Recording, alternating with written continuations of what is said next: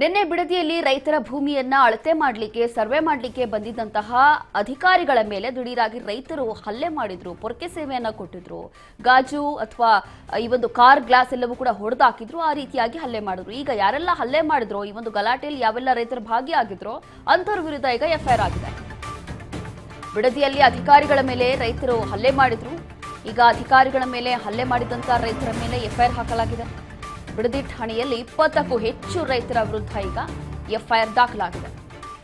ಸರ್ಕಾರಿ ಕೆಲಸಕ್ಕೆ ಅಡ್ಡಿ ಹಲ್ಲೆ ನಡೆಸಿದ್ದಾರೆ ಅಂತ ಹೇಳಿ ಪ್ರಕರಣವನ್ನ ಈಗ ದಾಖಲು ಮಾಡಿಕೊಂಡಿದ್ದಾರೆ. ಕಂದಾಯ ಇಲಾಖೆ ಅಧಿಕಾರಿಗಳ ದೂರಿನ ಅನ್ವಯ ಈಗ ಎಫ್ಐಆರ್ ದಾಖಲಾಗಿದೆ. ಬಿಡದಿ ಪೊಲೀಸ್ ಠಾಣೆಯಲ್ಲಿ ಪ್ರಕರಣ ಕೂಡ ಈಗ ದಾಖಲಾಗಿದೆ.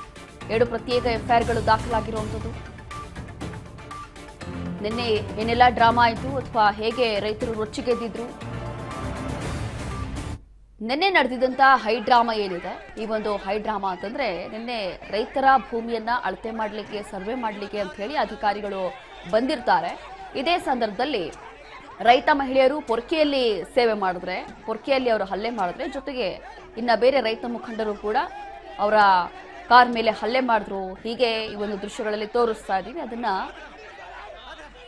ಈ ರೀತಿಯಾಗಿ ಗಾಜನವು ಕೂಡ ಪೀಸ್ ಮಾಡಿದ್ರು. ಜೊತೆಗೆ ಪೊಲೀಸರು ಕೂಡ ಹರಸಾಹಸ ಪಟ್ಟಿದ್ದಾರೆ. ಆ ಒಂದು ಸಂದರ್ಭದಲ್ಲಿ ಸಿಚುವೇಶನ್ ಕಂಟ್ರೋಲಿಗೆ ತಗೊಳ್ಳೋದಕ್ಕೆ ಪೊಲೀಸರ ಮೇಲೆಯೂ ಕೂಡ ಹಲ್ಲೆ ನಡೆದಿತ್ತು.